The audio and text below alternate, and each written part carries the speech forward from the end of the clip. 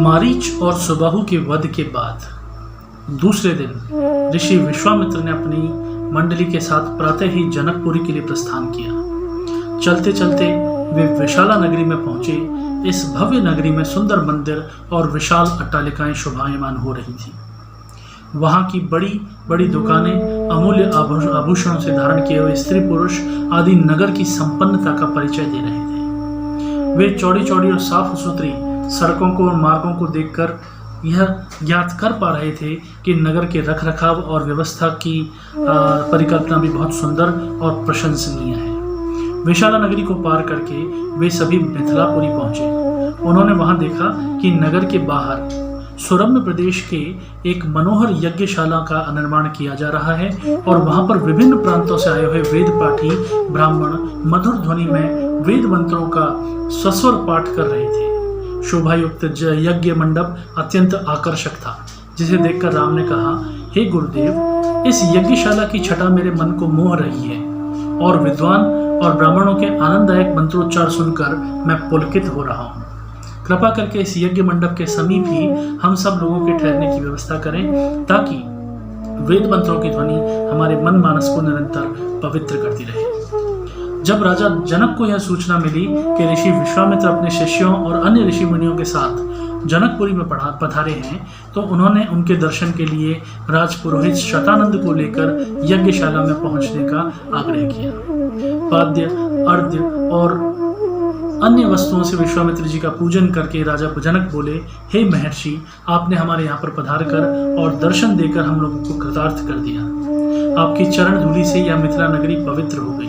फिर राम और लक्ष्मण को देखकर बोले, हे मुनिवर, आपके सामने परम तेजस्वी सिंह शावक जैसे अनुपम सौंदर्यशाली दोनों कुमार कौन हैं? इनकी वीरता आकृति देखकर प्रतीत हो रहा है मानो ये किसी राजकुल के दीपक हैं।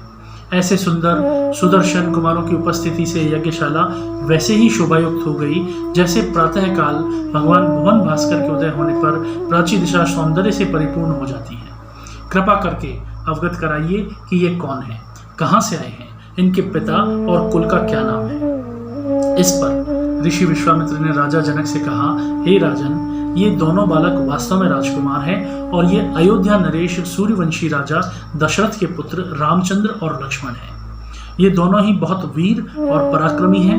इन्होंने सुबाहु, ताड़िका आदि के साथ घोर युद्ध करके उनका नाश किया है। मारीच जैसे महाबली राक्षस को तो राम ने एक ही बाण से 100 योजन दूर समुद्र में फेंक दिया।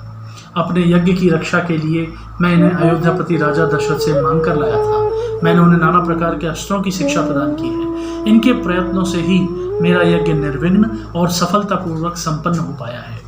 अपने सद्व्यवहार, विनम्रता और सौहार्द से इन्होंने आश्रम में रहने वाले समस्त ऋषि मुनियों का मन मोह लिया है। आपके इस महान धनुष्य यज्ञ का उत्सव दिखाने के लिए मैं इन्हें यहाँ पर लेकर आया हूँ। इस वृत्तांत को सुनकर राजा जनक बहुत प्रसन्न हुए और उन्होंने उन सबके ठहरने की यथोचित व्यवस्था भी कर दी। तहकाल राम और लक्ष्मण ऋषि विश्वामित्र के साथ मिथिलापुरी के वन उपवन आदि देखने के लिए निकले। एक उपवन में उन्होंने एक निर्जन स्थान देखा। राम बोले, गुरुदेव, यह स्थान देखने में तो आश्रम जैसा दिखाई देता है, किंतु क्या कारण है कि यहाँ पर कोई ऋषि मुनि या कोई दृष्टिगोचर नहीं हो रहा है। इस पर विश्वामित्र जी ने कहा कि यह स्थान कभी महात्मा गौतम का आश्रम हुआ करता था और यहाँ पर वे अपनी पत्नी अहल्या के साथ रहकर तपस्या करते थे। एक दिन गौतम ऋषि की अनुपस्थिति में इंद्र ने गौतम के वेश में आकर अहल्या से प्रणय याचना की। यद्यपि अहल्या ने इंद्र को पहचान लिया, तो भी यह सोचकर कि मैं इतनी सौंदर्यशाली हूँ कि देवराज इंद्र स्वयं मुख से प्रणय याचना कर रहे हैं, उन्होंने अपनी स्वीकृति दे दी। जब इंद्र अपने लोक लौट रहे थे, तभी आश्रम से वापस आते हुए गौतम ऋषि की दृष्टि इंद्र पर पड़ी। उस समय इंद्र उन्हीं का वेश धारण किए हुए जा रहे थे। तत्काल वे सब कुछ समझ गए और उन्होंने इंद्र को श्राप दे दिया और इसके बाद उन्होंने अपनी पत्नी को भी श्राप दे दिया कि तुम हजारों साल तक केवल हवा पीकर कष्ट उठाती हुई यहाँ राख में पड़ी रहोगी। जब राम इस वन में प्रवेश करेंगे तभी उनकी कृपा से तुम्हारा उद्धार होगा, तभी तुम अपना पूर्ण शरीर धारण करके वापस मेरे पास आ सकोगी। यह कहकर गौतम ऋषि अपने आश्रम को छोड़कर हिमालय पर जाकर तपस्या करने चले गए। अतः हे राम, अब तुम आश्रम के अंदर जाकर अहिल्या का उद्धार करो।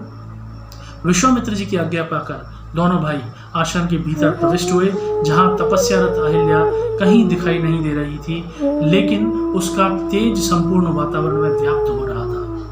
जब अहिल्या की दृष्टि राम पर पड़ी तो उनके दर्शन पाकर वह एक बार फिर से सुंदर नारी के रूप में दिखाई देने लगी। नारी के रूप में अहिल्या को सम्मुख पाकर राम और लक्ष्मण ने श्रद्धा पूर्वक उनके चरण स्पर्श किए।